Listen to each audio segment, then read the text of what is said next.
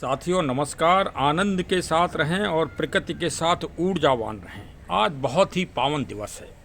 आज देव दीपावली है, मतलब कार्तिक मास की पूर्णमासी। पूर्णिमा का बहुत बड़ा महत्व है और इसका संबंध सीधे रूप से प्रकृति से है, नेचर से, यूनिवर्सल तथ्यों से, जो अमिट हैं, जो अखंड हैं, उनसे है। और सामने तो आप देख ही रहे हैं कि प्रकृति का अद्भुत नज़ारा। आप देखिए, ये कागज़ के फूल हैं बोगनविलिया, और ये फूलों का राजा है गुलाब, और ये हाइब्रिड वाला है। अब इसके रखरखाव के बारे में तो हम बाद में बताएंगे, किसी दिन बहुत अच्छा एक ब्लॉग बनाएंगे। देखिए बहुत अच्छे फूल आए हैं, पहले तो आप मन खुश हो जाएगा, और उतना ही जितना मन खुश होगा उतनी ही अच्छी तरह से आप हमको सुनेंगे। और फूल बहुत मोटिवेशनल चीज़ है। जब ये भगवान के ऊपर चढ़ जाता है तो इसको अमृत तत्व प्राप्त हो जाता है। जब किसी वीरगत और अमर शहीद या व्यक्ति के ऊपर, पार्थिव शरीर के ऊपर चढ़ता है तो राष्ट्र समर्पित हो जाता है। और जब ये नेताजी के कदमों के नीचे भी, आजकल आप देख लीजिए कि नेताजी के कदमों के नीचे जब ये चलता है तो इसकी दुर्गति होती है। तो इससे प्रेरणा लीजिए, उच्च कर्म करिए तो भगवान के सिर पर चढ़िए, और तब आपकी अंतिम गति क्या होगी कि कोई भी फूल को जब भगवान के सिर पे चढ़ा होगा फूल, तो जो कोई आदमी फिर उसको पैर भी नहीं लगाएगा, और पैर नहीं लगाएगा और क्या करेगा, गंगा जी के जल में अर्पित करने का प्रयास करेगा। ये एक हमारे प्रिय हैं श्री लल्लन द्विवेदी जी, उन्होंने आज फूल पर चर्चा की, तो वही चर्चा का संवाद मैंने आप लोगों को भी सहभागी कर दिया। अच्छा, अब फूल एक और प्रेरणा देता है कि फूल संगठन और एकता बनाए रखने की शक्ति देता है।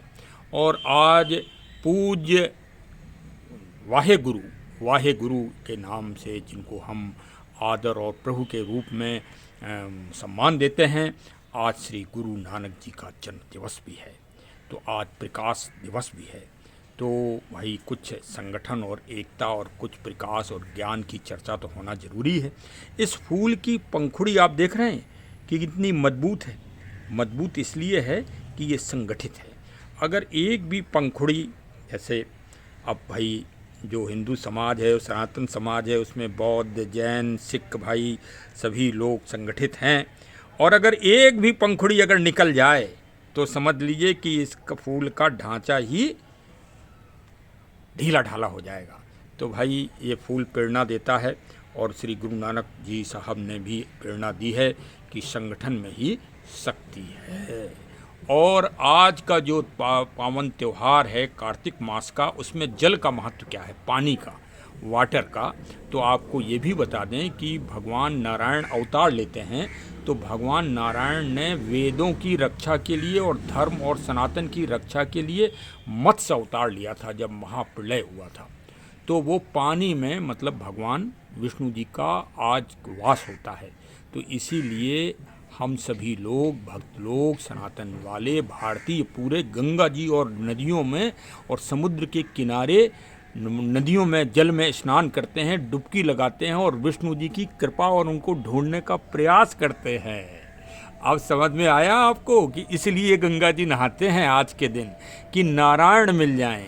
नारायण मिलने के लिए ही तो सारे धर्म, मजहब, पंथ सब काम कर रहे हैं।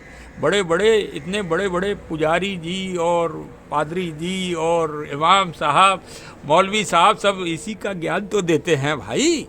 तो नारायण को ढूंढिए, नारायण आज जल में मिलेंगे, तो आज स्नान करिए।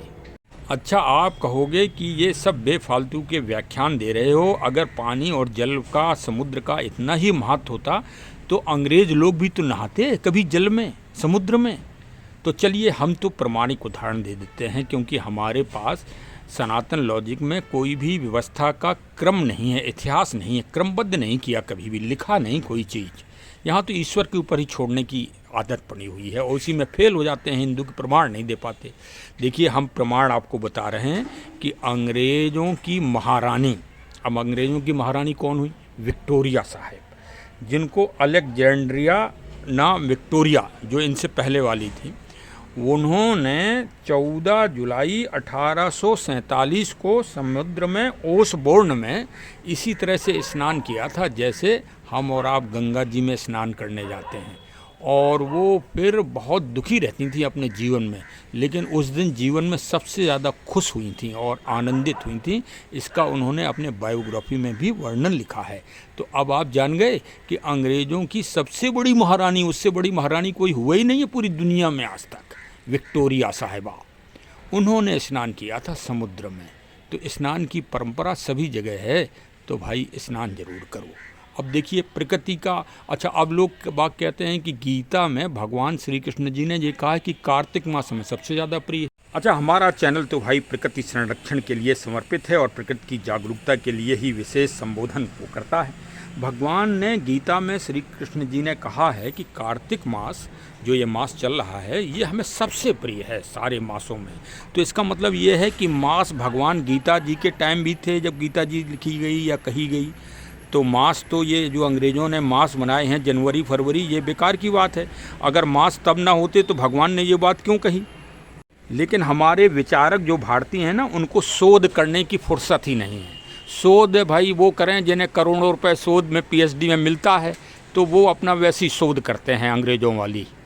तो ये अब किसी का ध्यान नहीं गया कि मास तो वास्तव में जब कार्तिक मास गीता में है तो, और गीता में भगवान ने कहा है कि भाई कार्तिक मास हमें सबसे प्रिय है। तो सबसे प्रिय इसलिए है कि प्रकृति प्रफुल्लित होती है, प्रकृति आनंदित होती है। देखिए ये कांटों में भी इतने फूल आए हैं। हो सकता है महाभारत के टाइम ये बोगनविलिया तो नहीं होगी भाई, लेकिन फूल ज़रूर होंगे। तो मैं सोच रहा हूँ कि चलिए उसकी प्रकृति की जो आनंद है, जो हैप्पीनेस है, जो प्रसन्न चित्ता है, वो मैं दिखा दूँ अपनी बगिया में ही छोटे से प्रयास जो मैंने किया है। तभी तो आप समझेंगे कि हाँ भाई हम कुछ प्रयास कर रहे हैं। ये देखिए बोगनविलिया दूसरे कलर की है। आज मैं सोच रहा हूँ कुछ पुष्प आपको दिखा ही दूँ, फ्लावर। ये देखिए ये दूसरी चीज़ है, ये एकदम गुच्छे की तरह खिलता है जैसे कट फ्लावर। ये देखिए अनार में भी फ्लावर इस समय आ रहे हैं कार्तिक मास में। भाई देखिए प्रकृति पूरी आनंदित है। और ये देखिए नींबू में कैसे फूल ही फूल फले हुए हैं। ये देखिए गुच्छे गुच्छे आ रहे हैं। तो आप समझ गए आप। ये देखिए अभी आपको ये देखिए देसी गुलाब भी खिल रहा है, कितने प्रसन्न है। आप भी पौधा लगाइए गुलाब का, स्नैक पाम का लगाइए जिससे ऑक्सीजन बढ़े। और देखिए प्रकृति के साथ जुड़िए। ये साइकस लगाइए, दुनिया का सबसे पुराना पौधा। केला लगाइए तो भाई नारायण भगवान वासुदेव प्रभु राम श्री कृष्ण जी बहुत खुश होंगे अगर केला आप लगाएंगे। और देखिए ये कनेर लगाइए पीला वाला, ये माता जी को अति प्रिय है, माँ भवानी को। तो आप भी लगाइए। आप सोचोगे सिर्फ रोज़ गुलाब ही दिखा रहे हैं, अरे हम डेजर्ट ऑफ द रोज़ आपको भी दिखा रहे हैं। ये देखिए एडेनियम कितना अच्छा खिला है, देख रहे हैं। सब प्रकृति प्रफुल्लित चल रही है। इसीलिए गीता में एक शब्द गलत नहीं है, क्योंकि गीता ही यथार्थ है, गीता शाश्वत है। अब ये देखिए यूफोर्बिया भी खिला है, कांटों में फूल कितने सुंदर खिले हैं। वास्तव में भाई सही बात है कि कार्तिक मास बहुत ही दिव्यमय है। अब देखिए ये मैं आपको दिसंबरी के फूल दिखा रहा हूँ, काले पत्तों में। ये देखिए। अच्छा आपने कभी देखा कि कार्तिक मास में दीपक आज क्यों जलाते हैं? आज दीपावली भी है। तो दीपावली इसलिए जलाते हैं कि आज भगवान शिव ने तारकासुर का वध किया था। मतलब सकारात्मक और नकारात्मक में लड़ाई हुई थी, जिसमें सकारात्मक भगवान शिव विजयी हुए थे। दुनिया में दो ही चीज़ें हैं, एक नकारात्मक एक सकारात्मक। देखिए आज हम अपनी पूरी बगिया ही आपको दिखा रहे हैं। ये देखिए कितनी सुंदर जो है एस्परागस का पौधा है। तो भगवान शिव ने आज तारकासुर का वध किया था भाई। उसी सकारात्मक जीत के उपलक्ष्य में ये अयोध्या से पहले, जो अयोध्या में दीपावली भगवान प्रभु श्री राम जी के राज्याभिषेक की बनाई गई, उससे पहले ये दीपावली का प्रचलन है भारत में सतयुग में। तब जो है उस जीत के ऊपर ये दीपक जलाए गए थे। इसीलिए काशी में आज रिकॉर्ड, वर्ल्ड रिकॉर्ड बनेगा दीप जलाने का, पावन गंगा जी के किनारे। गंगा जी वही जिनको प्रभु राम जी के पूर्वज श्री भागीरथ जी लेके आए थे इस मृत्यु लोक में। जो पृथ्वी है ना, ये मृत्यु लोक कहलाती है। अच्छा देखिए साहब, इसीलिए कहा जाता है कि कार्तिक मास में तुलसी जी का पौधा अवश्य लगाइए, रोपित करिए और संरक्षण करिए। अभी 2 दिन पहले तुलसी माता जी का विवाह भी था शालिग्राम जी से। मतलब अब इनको चुनरी डाल दीजिए। चुनरी इसलिए डाल दीजिए कि अब ओस पड़ने वाली है तो इनके पत्ते गिर जाएंगे, तो इस बात का ध्यान रखिए। तो चलिए साहब, तुलसी का संरक्षण भी करना है। और तुलसी के फूल तोड़ लिए जाते हैं, जो मंजरी है, क्योंकि इसको अगर आप तोड़ लेंगे तो आपका पेड़ मजबूत बना रहेगा। वृक्ष, पेड़ नहीं वृक्ष, तुलसी जी का पौधा। अच्छा, कार्तिक मास के दिव्य पौधों में, वृक्षों में आंवला का वृक्ष है। ये देखिए, आंवले के वृक्ष को इस समय खाद दीजिए, आंवले के वृक्ष के नीचे इस समय खाना खाइए। पूरे कार्तिक मास खाना खाना चाहिए, दीपक जलाना चाहिए, जिससे ऑक्सीजन पूरे उसमें फैले। और देखिए, जो सबसे दिव्य वृक्ष है पीपल का संरक्षण, तो भाई कार्तिक मास में दीपक हम जलाते हैं। और साथ में अग्नि भी प्रज्वलित करना चाहिए पीपल के वृक्ष के नीचे, जिससे अधिक से अधिक दूर तक ऑक्सीजन जा सके। तो अब तुलसीदास जी का एक दोहा आपको सुना दें कि कस्तूरी कुंडल बसें मृग ढूंढें बनवाएं, ऐसे घट घट ना राम हैं दुनिया देखत नाएं। वास्तव में हमारे जो दिव्य वृक्ष हैं, पेड़ पौधे हैं, इन्हीं में सकारात्मकता है, पॉजिटिविटी है। और हम ढूंढ रहे हैं, कहीं वो फाइकस, कहीं वो कैक्टस में ढूंढ रहे हैं। तो भाई इन दिव्य वृक्षों को लगाइए, इनमें अमृत तत्व प्राप्त है। ये इन्वायरमेंट और जलवायु क्लाइमेट के लिए ही ये पौधे बने हैं। थोड़ा सुधार कर लें, ये पंक्तियाँ श्री तुलसीदास जी ने नहीं, श्री कबीरदास जी के द्वारा संबोधित हैं। देखिए भाई, आज पावन मास पे काफ़ी अच्छा जो है वो हो गया है मोटिवेशनल, प्रकृति संरक्षण, नेचर के संरक्षण। अब अवश्य आप लोग अपने परिवार के जितने भी सदस्य हैं उतने पौधे तो अवश्य लगाएंगे ही, और लगाना भी चाहिए। देखिए, कल भारत का संविधान दिवस था, भारत का गौरवशाली संविधान। हम सब भारतीयों को संविधान की रक्षा के लिए एकदम समर्पित होना चाहिए, और जब समर्पित होंगे तभी देश में शांति स्थापित होगी। कल महामहिम राष्ट्रपति महोदया जी ने जो है, द्रौपदी मुर्मू जी ने और प्रमुख सचिव साहब के साथ पौधों का रोपण किया, और उन्होंने पीपल का दिव्य वृक्ष लगाया। यही भारतीय संस्कृति है। और ये आप दुनिया पेड़ों को बर्बाद कर रही है। अरे हजारों हेक्टेयर जंगल जलते हैं, सालों जलते रहते हैं ब्राज़ील, अमेजन और अमेरिका में। कम से कम हम और आप भारतीय शिक्षा लें, दुनिया को शिक्षा करते हैं, क्योंकि दुनिया में भविष्य में अगर सबसे बड़ी समस्या कोई आ रही है पूरी दुनिया में, तो जलवायु परिवर्तन के दंश की आ रही है।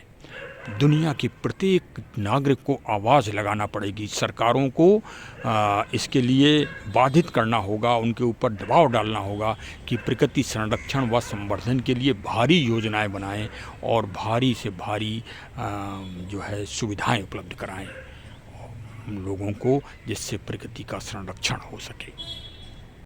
प्रकृति में जीव जंतु भी आते हैं, जो जीव जंतु हम लोग अपने भौतिक सुख के लिए उनका भक्षण कर रहे हैं, पहाड़ों को नंगा कर रहे हैं, नदियों को गंदा कर रहे हैं, ये सब काम कर रहे हैं। ये तो मतलब उनका भी संरक्षण होगा। जब उनका संरक्षण होगा तभी पेड़ पौधे प्रफुल्लित होंगे और तभी मानव और सृष्टि बचेगी। तो चलिए साहब, आज दीपक ज़रूर जलाना है और भाई प्रकृति के साथ जुड़ना है। दीपक आप जलाएंगे तो ऑक्सीजन फैलेगी। ये हम जो भविष्य, आप देखिए आज बादल हो गए हैं, अब क्लाइमेट चेंज हो रही है, उस क्लाइमेट के संतुलन के लिए भी ये हम लोग कार्य करते हैं। और शारीरिक संतुलन के लिए ही हम लोग नदी में स्नान करते हैं। वो स्वास्थ्य आयुर्वेदिक चीज़ है, वो साधारण अध्यात्म से मत जोड़िए। भारतीयों के कोई भी जो व्रत और त्यौहार हैं वो शरीर से संबंधित हैं, स्वास्थ्य से संबंधित हैं। आप किसी का भी सर्वे कर लीजिए, वातावरण को, एनवायरनमेंट को स्वस्थ रखने के, शरीर को स्वस्थ रखने के लिए, मतलब पूरा आयुर्वेद ही लेके चलते हैं। आयुर्वेद का बहुत बृहद रूप है। वातावरण कैसे शुद्ध हो, ये भी एक आयुर्वेद है। जल कैसे स्वच्छ हो, ये भी एक आयुर्वेद है। और जड़ी बूटियों का संरक्षण कैसे हो, ये भी एक आयुर्वेद है। आयुर्वेद तो बहुत बड़ा विस्तार है। तो चलिए साहब, हम भारतीय इसमें सबसे आगे रहेंगे पूरी दुनिया में। जय हिंद, जय हिंद। हमारे चैनल को ज़रूर सब्सक्राइब कर लीजिए। समझ लीजिए, आप इस तरह से प्रकृति का पौधा तो चाहे ना लगा पाएँ, लेकिन अगर आपने हमारे चैनल को सब्सक्राइब कर लिया तो एक पुण्य कार्य तो आपने आज की तारीख में कर ही लिया। तो अब जुड़ जाइए हमारे चैनल से भाई, और फूल पेड़ पौधों का आनंद लीजिए, ज्ञान लीजिए प्रकृति में। और घर में कुछ ना कुछ लगाइए, अपने घर में जहाँ जगह मिल जाए वहाँ लगाइए, नहीं हो तो पार्कों में लगाइए। अपना पार्क में एक पेड़ लगाइए, सरकारी भूमि में लगा दीजिए, जो आपका पेड़ हो। आप उसे रिकॉग्नाइज कर दीजिए, हमारे द्वारा लगाया गया है। तो चलिए साहब खड़े हो जाइए और कर्मण्डे वाधिकारस्ति मा फलेषु कदाचन। अब उसी के साथ कर्म एक ये है कि चैनल को सब्सक्राइब करना है, फॉरवर्ड करना है मिलने जुलने वालों को, और बेल आइकन की बटन दबाना है, घंटी ज़रूर बजाइए भाई, चाहे मंदिर में जाके बजाइए, चाहे कहीं भी बजाइए। घंटी से बड़ा सकारात्मक चीज़ कोई है नहीं, क्योंकि वो आह्लाद ओम की ध्वनि निकलती है। तो चलिए साहब जुड़ जाइए हमारे चैनल से। बहुत बहुत धन्यवाद। जय हिंद, जय हिंद, जय हिंद।